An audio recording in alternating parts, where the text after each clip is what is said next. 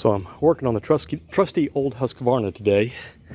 The spindles are shot, and these are the ones I repaired last year. I showed the tip on how I welded up the star pattern and ground it again, and a couple of them got loose again.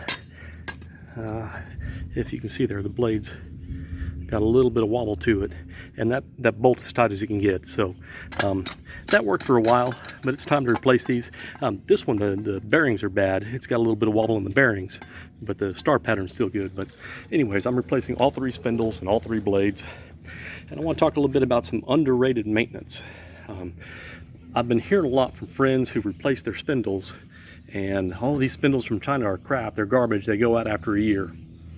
Well, have you ever considered that they probably don't come fully greased? They probably have enough grease in there to keep them from rusting while they're shipping, but I put these in, and the first thing I did was I grabbed my grease gun, and you can see I greased them. Basically just, put this on here straight up and down, give it a pump of grease, and your spindles are greased. And I have not had, this is the first spindle in a while I've had that had a bearing problem. If you lube your spindles with grease, I run over all kinds of brush, and I expect my bearings to go bad, but my bearings have been holding up fine, and I think it's because I have been adding a little bit more grease to them. So consider that. Now, another little tip I learned years and years ago, and this does not get shared, you need to know this. If you go to put grease in a grease zerk and you pump and it's really stiff and it doesn't want to go through the nipple, and you have it on good and straight, take a piece of cloth, like a t-shirt or whatever rag you have, and stick it over the nipple, and then put this down over the t-shirt.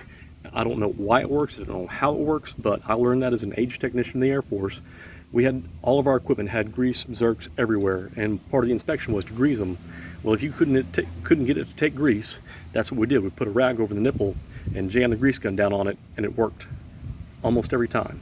So, little tip there for greasing stuff. So, if you got a lawnmower and you want to keep the spindles in shape, grease them. A lot of people don't, most people, you can't even find good grease guns like this. I got this grease gun at a garage sale, and it is an excellent grease gun. You're not going to find this quality anymore. Look in those old garage sales, and they'll have, if the hose is bad, you can replace the hose. But if the seals in it are good, and it's a metal body like that, man, buy one of these. It is so handy for doing stuff like this, and this is underrated maintenance that people just don't think they have to do anymore. Oh, they got sealed bearings now, we don't have to grease anything. Yeah, okay, there's grease zerks on these for a reason, and I put grease in them. So hope that helps you. Have a good day.